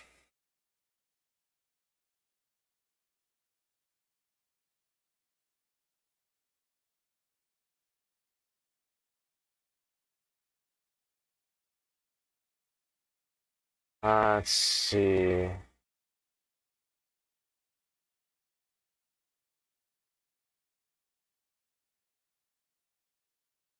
Yeah, I don't think there's anything else in the news.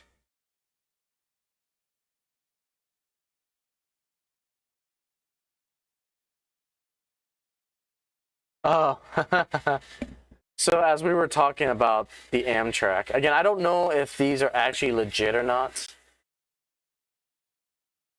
So this is what I've been seeing circulating across the interwebs.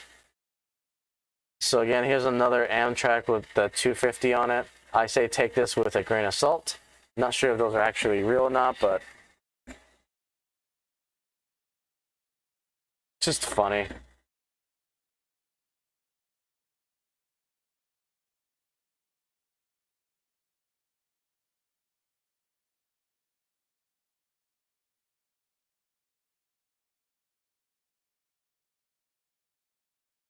Alright, let's do some more rail fanning here. Let's grab, we haven't done this in a hot minute, so let's grab this camera. Get you guys this perspective. You can just see how massive those centipedes are and the overhang that they have. If you thought the big boy had an overhang, oh my goodness, these centipedes take it to a whole new level. Got that BLI power car. We got the BLI Kinefix. And then the rest of our American Freedom train. So we are going to celebrate the AFT train here on the channel. Even though the real one has been canceled, doesn't mean that we can do it here in miniature.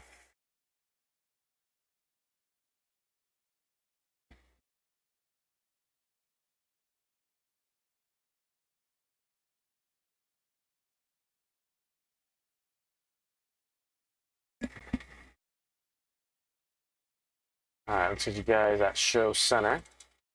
Again, those massive diesels.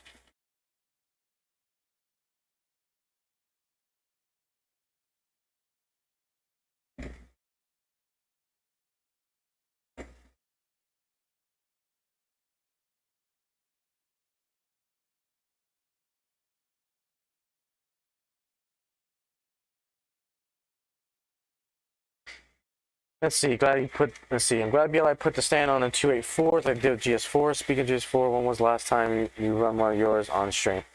So,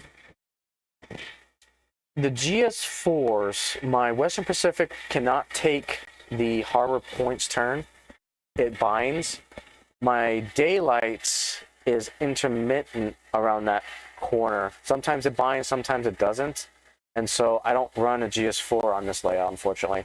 The GS4s I'll run on the Samurai layout. I've actually thought about bringing the Western Pacific one. I don't know if I'll be at the club tomorrow, but probably next week. What's my favorite locomotives? My goodness, that's such a loaded question. I've got a couple. So I would say, you guys back to all the cameras here. So Big Boy is up there as my one of my favorite steams. Shay's up there with one of my favorite gears, gear locomotives.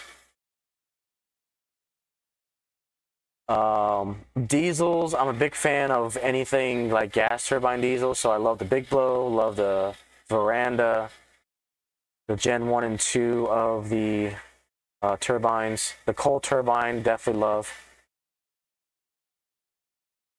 So, yeah, that's good to hear that BLI made those stands. Those stands are really, really nice. Really, really nice. Hope to go to the club next Sunday.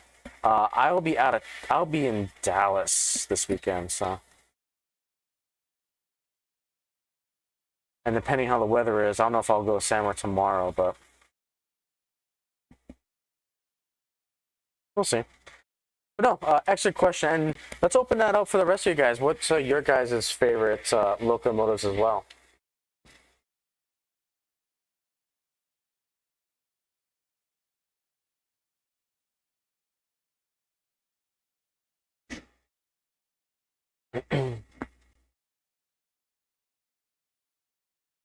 All right. In show center, we've got those Centennials again. Apologize for the camera flickery there. I'm just running out of USB 3.0 slots.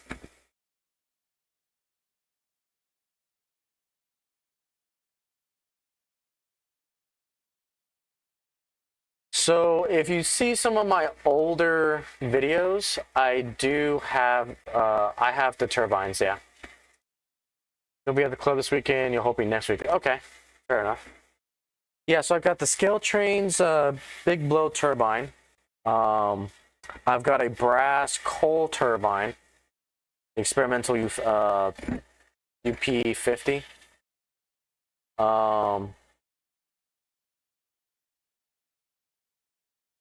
I've got I got a Veranda and I got a Gen 1 in DC. I got to convert them over to DCC. So one of the things that I'm doing on the channel is I'm making a branch line layout that can run DC locomotives, so I'm just running it point to point. But eventually, I would like to have that branch line be a full circle, so that way I can run, I'll have a Code 100 outer rail. I'll have the Markland K-Track 3 rail in the center, and then Code 83 as the last mainline track. And the two outers, maybe all three, I'll be able to switch from DC to DCC.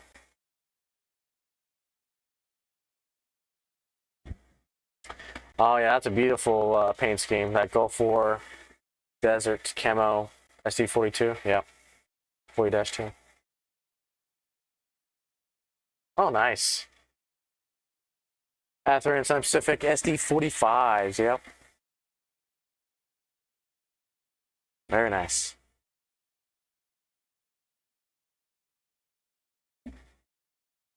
But yeah, I also am a big fan of just very quirky locomotives. Like the U50 B and C. I like the KM 4000.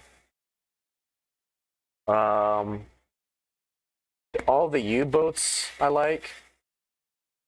So it's really a plethora of things. Obviously European, the Crocodile that I just got.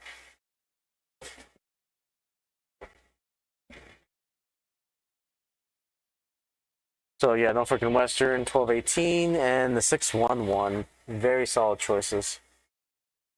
Yeah, GS4 is up there for me too. Honestly, with the 4449. So you love the BNSF war bonnets. Awesome.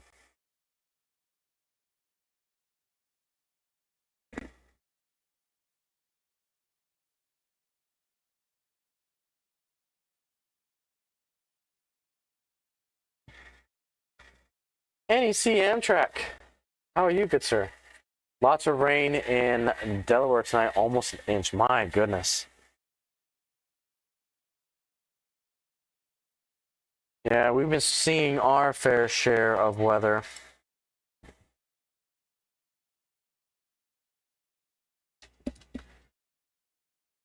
Seems like our storms kind of died out, though, that we were supposed to have, but pretty cool if we can see the SP Kodachrome units again. Yeah, I have to dig them out. I don't know where I put them. They're floating somewhere. Yeah, yep. I bet. I bet. Get you guys back on board here.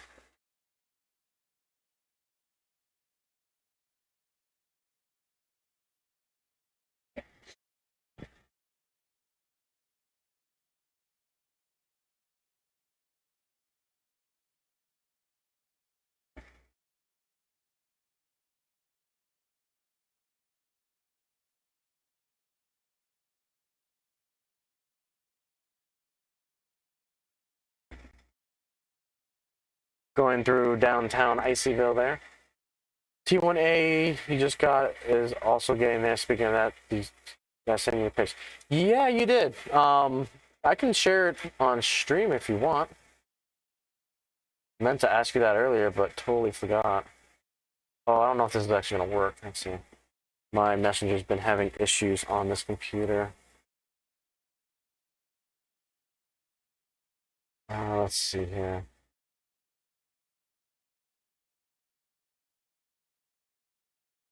Awesome. This actually worked. So yeah, if you don't mind me sharing. So you just noticed that your cameras look like rail signals. Fair enough. So I actually do have some rail signals on this layout. It's actually coming up.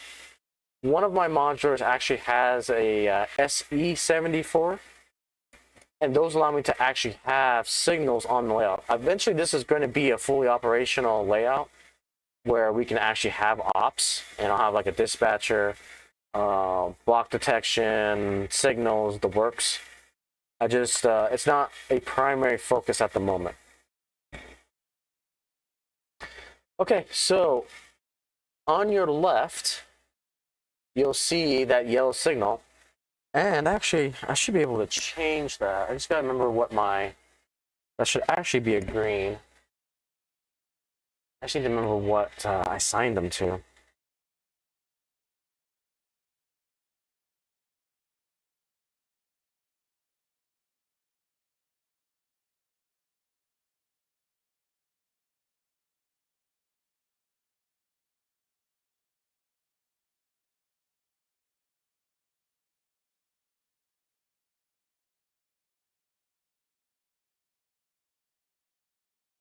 Okay.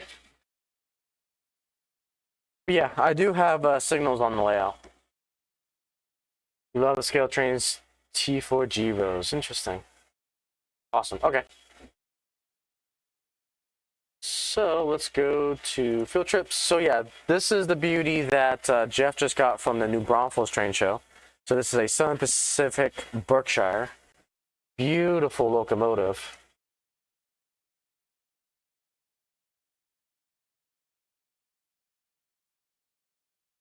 Absolutely beautiful. And then his Norfolk and Western Bridge there. So yeah, absolutely gorgeous.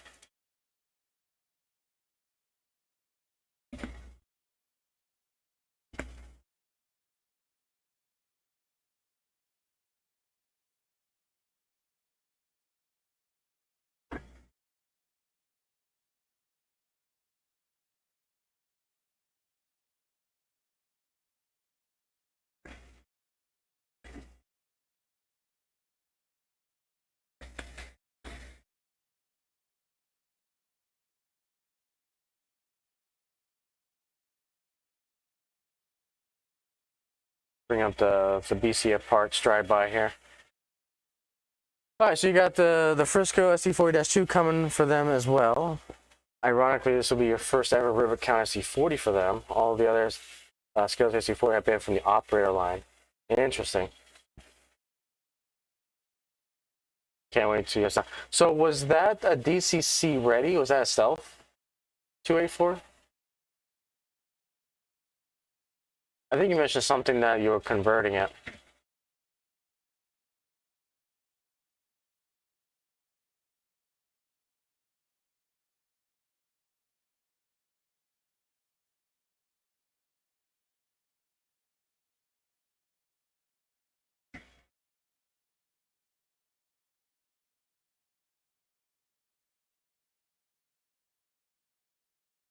To the rear camera here.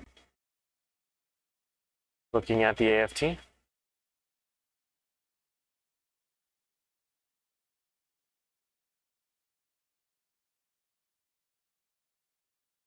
It was stealth. Okay.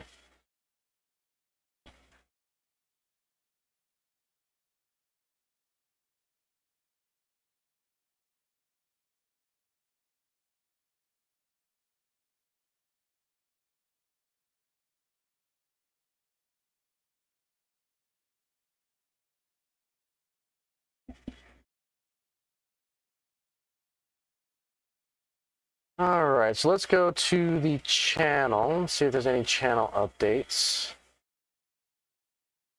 See if there's any videos I needed to showcase. All right, let's see here. No. I think we're good there.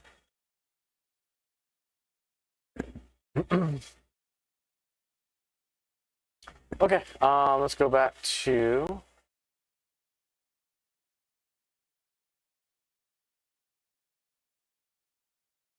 so some of my recent videos have been showcasing the Braunfels train show. This one's kind of a legendary model. This is an N scale. This is the Austin N Track Modular Club, and they have this beautiful downtown cityscape.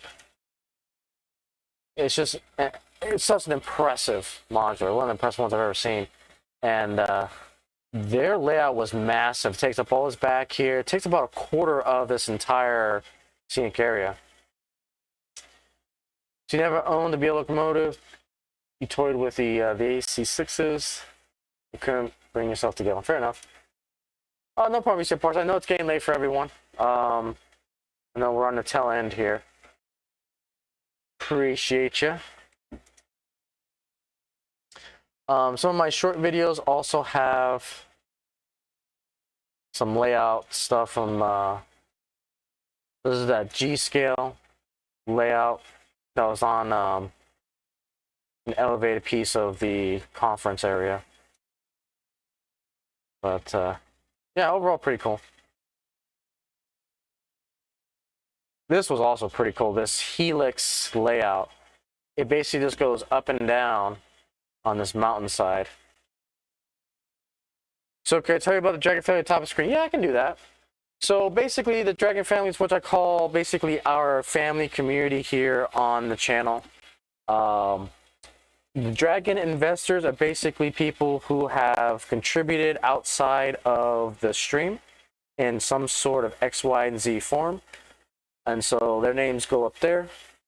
And then the latest Dragon is basically the recent subscriber that subscribed to the channel.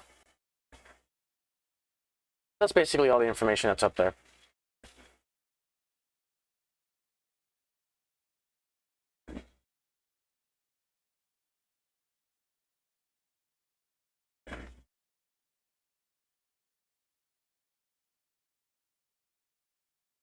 Yeah, and then the Dragon family number is basically how many subscribers we have to the 10th degree.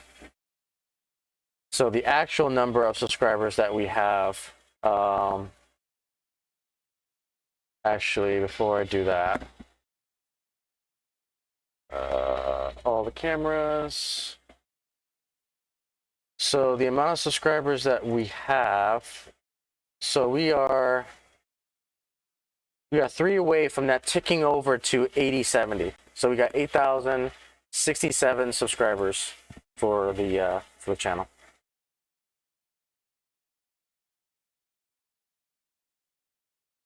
That's all thanks to you guys. So again, appreciate it. Appreciate all the support.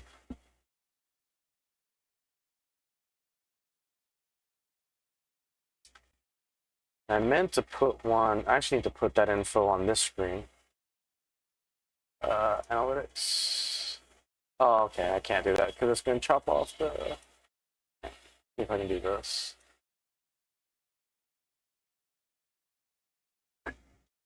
Bring this down. There we go. Oh, but it cuts up, yeah, it cuts up too much. So I'll leave that off.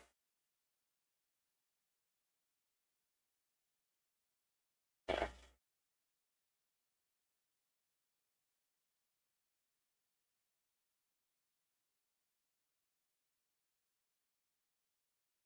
All right. Okay, then you're gonna head out. All right, take it easy, Jeff. Yep, I know it's getting late for everyone.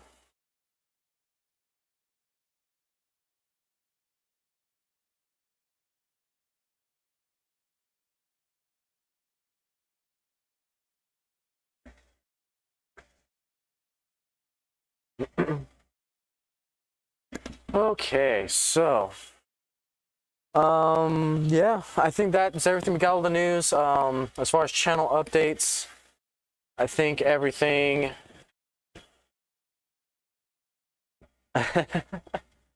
Oh, thank you, Travis. Thank you so much for the kind words. Again, I'm just here to showcase my favorite hobby in the world's greatest sandbox hobby, model railroading. And that's basically it. I'm just having fun with it. So I dabble in operations a little bit. I dabble in the digital stuff like Rolling Line and Railroads Online, and now back into Wonders of Sodor. So I dabble in other things as well, but this is basically what I do. I love rail fanning. I am a rail fanner. I love being a passenger in a train. Those are the type of things I like showcasing. And then if you want to learn more about the lore behind this fantasy freelance railroad that I call the Frost Line and Pacific Railway, on the channel, I've got these episodes called the Core Lore. These episodes, there's 6 episodes in total that describe the Frost Line Pacific Railway. And then I also have this FPR universe where I go into short stories expanding kind of the world a little bit more. I also love to do storytelling. And so I use, I use AI as a tool to help me build the story of this world. And so this whole layout is called Icyville, which is located in Utah. Again, in Fantasy World, there's a city called Snowville in Utah that's actually a legitimate city today. And they basically changed the name to Icyville when the first director of the FPR built his estate there. So on the left, you can see some of the buildings that represent downtown Icyville. My modular there, that's kind of in this snow-themed. And the cool thing about this layout is that I can actually, you know, do a fun run on it, or I can actually do operations. I use a system called car cards and waybills. Now I convert all of it to digital using Steve's train waybills product. So,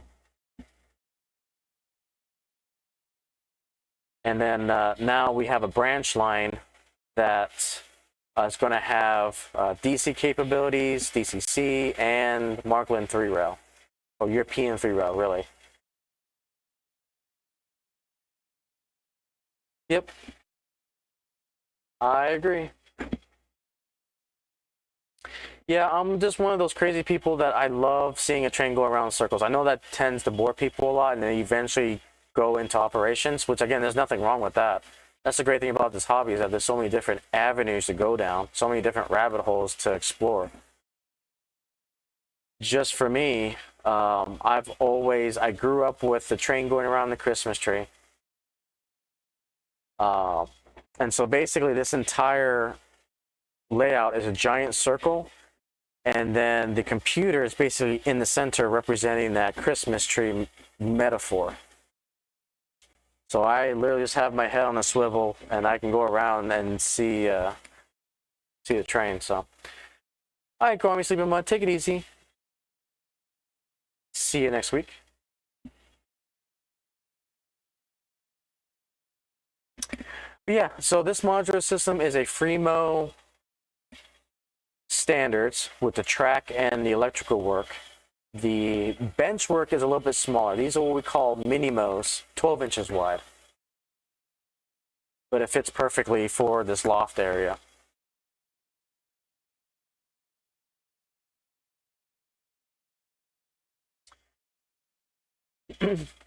But we are approaching the end here.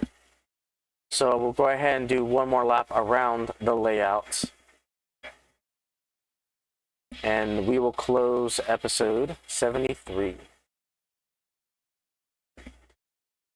Yep, so many tracks and trains to pick from. So my final dream layout, basically what I'm trying to answer the question of what's going to be my final layout. And I've solved that, but we're going into phases. This is phase 1. Phase 2 is going to be my branch line that I'm building. And then phase 3, I'm kind of keeping it a secret.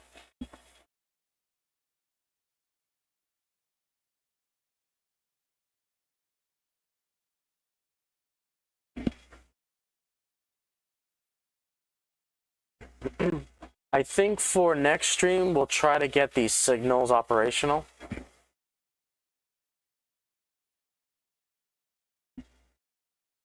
Because I think I have all the equipment I need to get those fully operational again.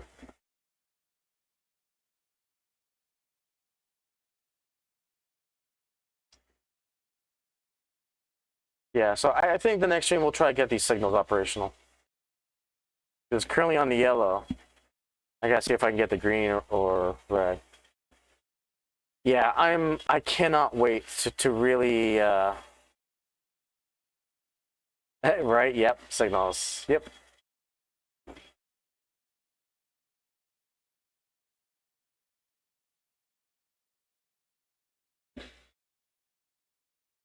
Alrighty. Slowly ending here, we'll do all of the cameras.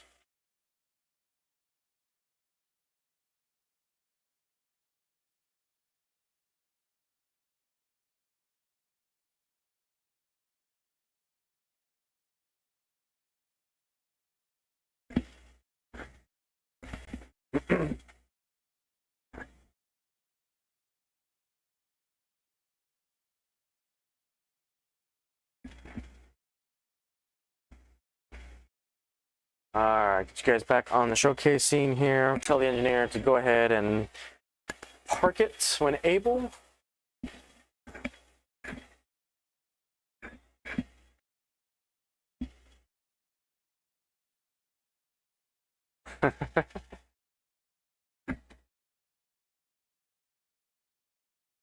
That is just a beautiful locomotive. Been a fun and educational show. Thank you so much, Chuck. Thank you for the kind words. Of course, I will try to smile. Yeah. Thank you, Travis. Appreciate that. All right. So with that, ladies and gentlemen, we'll go ahead and wrap it up there. Thank you so much for watching. Again, don't forget to like, comment, subscribe, all that fun jazz. And we'll see you guys on the next stream. Take it easy, guys.